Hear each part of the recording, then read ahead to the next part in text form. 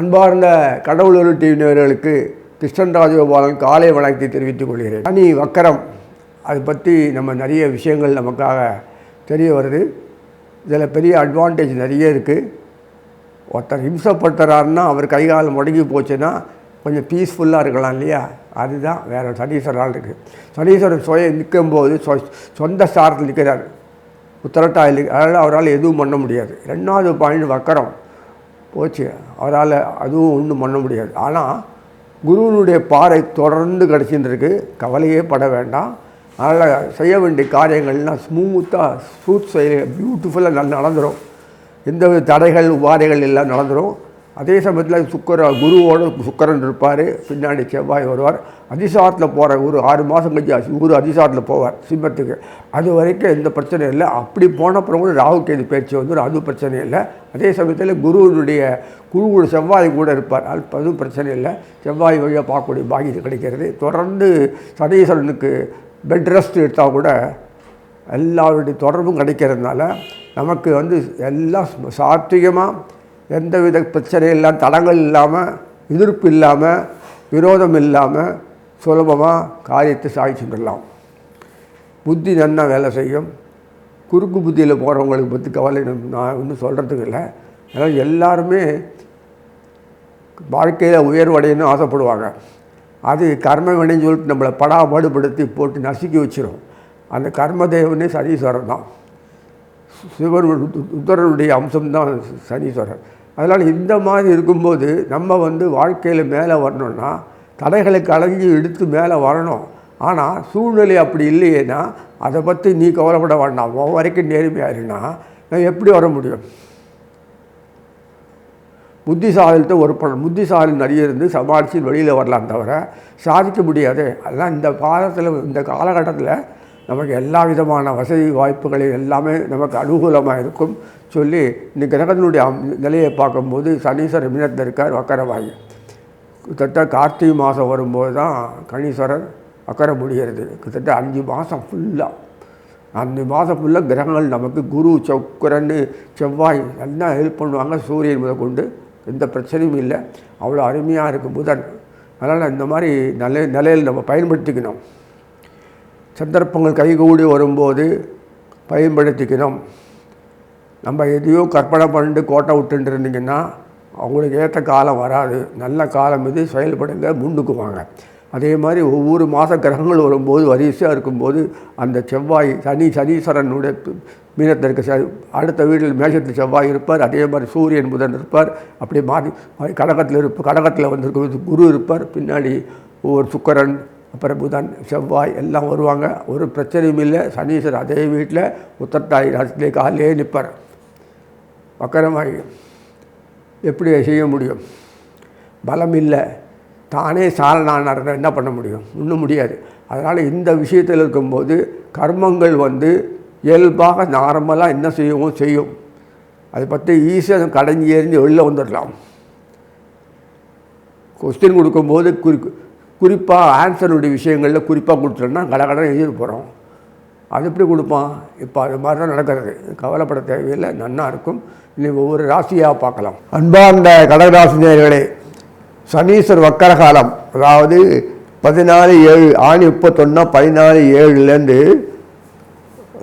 30/11/2026 30/11 மாதம் ஃபுல்லாக. அதனால் இது எதுக்கு சொல்கிறேன்னா, கார்த்திகை மாதம் 14 வரைக்கும் வரக்கூடிய காலம்தான் சனீஸ்வரர் வக்கரம்.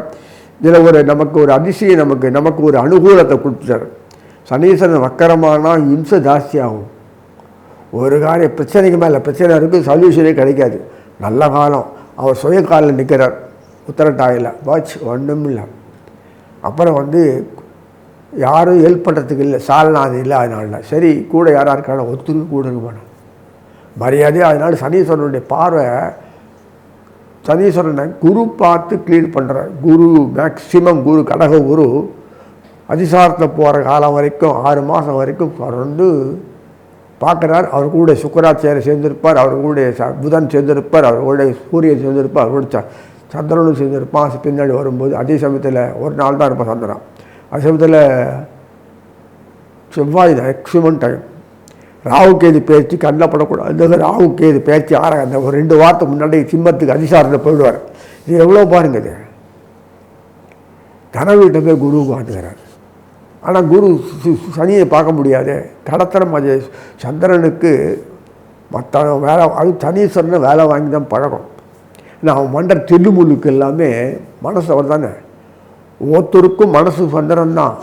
ஐயோ நம்மளை ஒரு வழியே ஆக்கிடுவாங்க.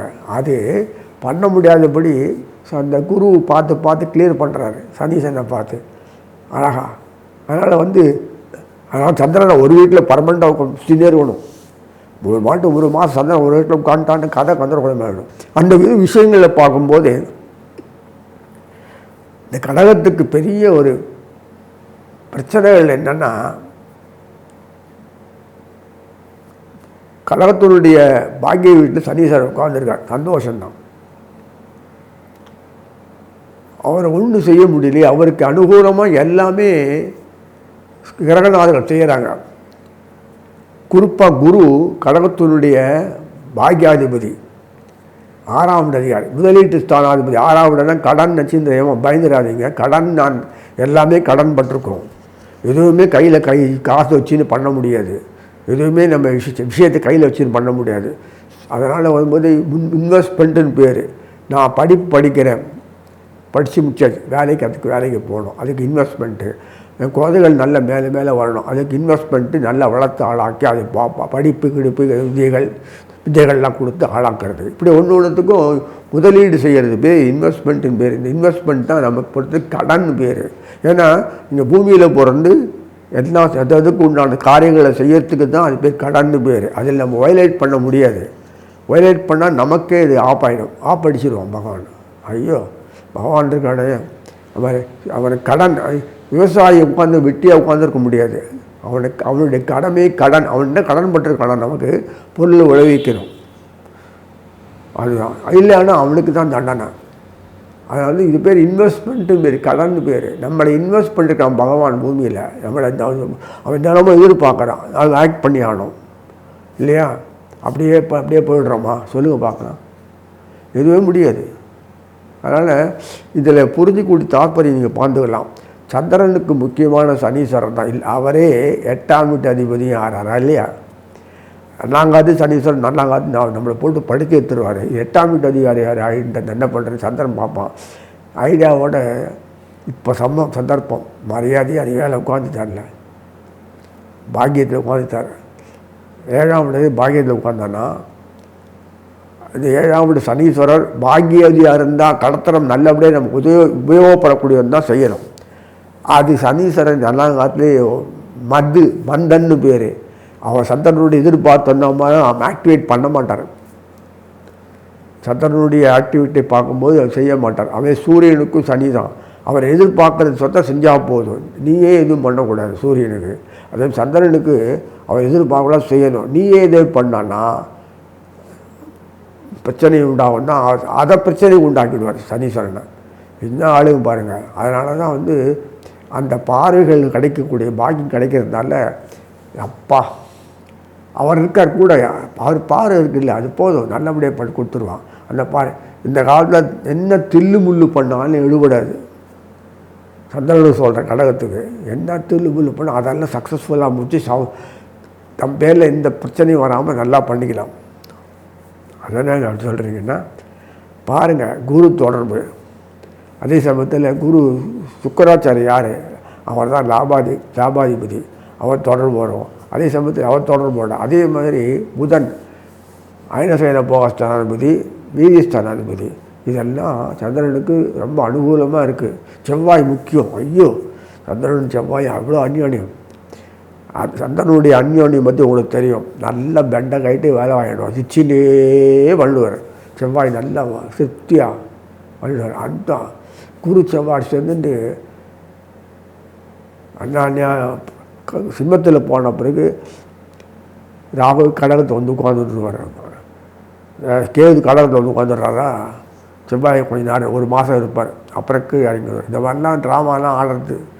சனீஸ்வரனுடைய தொடர்பு கொள்றதுக்கு செவ்வாய் வையா குரு தொடர்பு கொள்வார். செவ்வாய் தொடர்போட குரு தொடர்போட செவ்வாய் சனி மீன சனியை பார்ப்போம். அடுத்து கன்னிக்கு போச்சு சுக்கிராச்சாரியர் போய் சுக்கிரன் சனி, செவ்வாய் சனி, புதன் சனி இப்படிலாம் வரும்.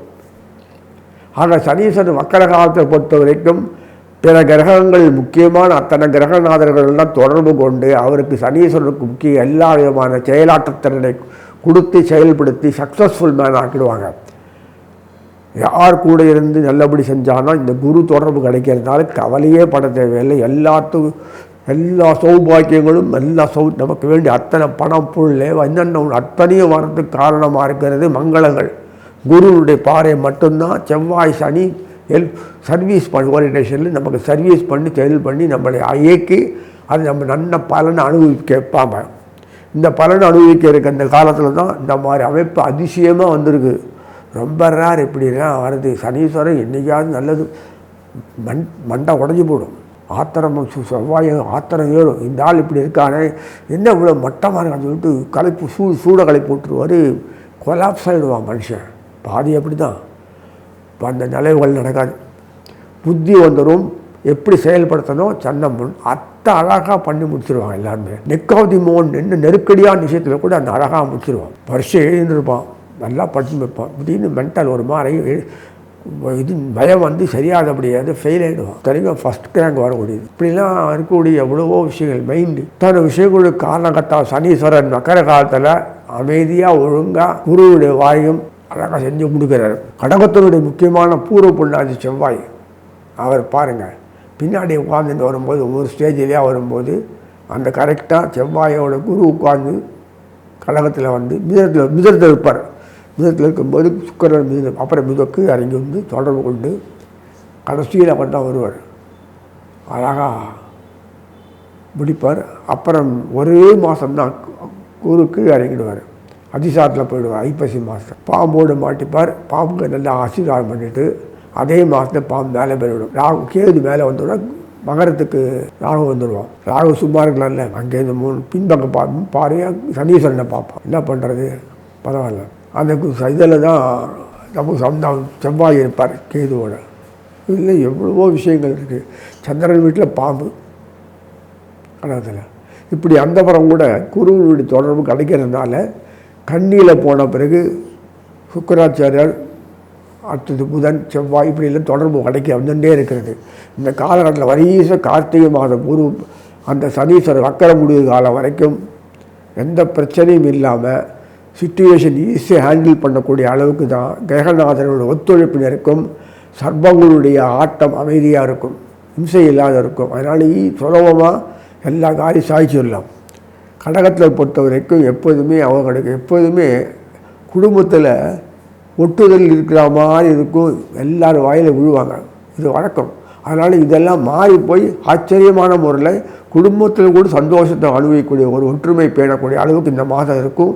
வெளிவட்டாரத்தில் அவருக்கு சந்திரனுக்கு செம்ம பேர் வரைக்கும் அவ்வளோ உற்சாகத்தோடு செயல்படுவார். நல்ல அனுகூலமாக இருக்கும். அதனால் தொழில் முதற்கொண்டு எல்லாமே சிறப்பாக இருக்கும். நம்ம நாட்டை தொழில் டெவலப் பண்ணவே முடியாது. எத்தனை ப்ராப்ளம், எத்தனை இது அரசாங்கமே தொழிலுக்கு எத்தனை உண்டு ப்ராப்ளம். எல்லாம் அப்படியே களையை எடுத்துகிட்டு போயிடும். இதனால் நெல்லை பிடுங்கி களையை விளைய விட்டுருந்தாங்க. இந்த காலகட்டத்தில் களையை பிடுங்கி நெல்லை வைப்பாங்க. புரிஞ்சுட்டு இருப்பீங்கன்னு நினைக்கிறேன். அதனால் இந்த மாதம் அரசுகள் கூட ஒத்துழைக்கும். அந்த அளவுக்கு எல்லாத்திலும் அனுகூலமாக இருக்கும். எல்லாத்தையும் விருத்திக்கு வரும். அது முக்கியம் இல்லை. அதனால் எல்லா துறையிலும் விருத்திக்கு வந்தால் தான் அவன் எதிர்பார்ப்புகள் கை கூட முடியும். இல்லைன்னா முடியவே முடியாது.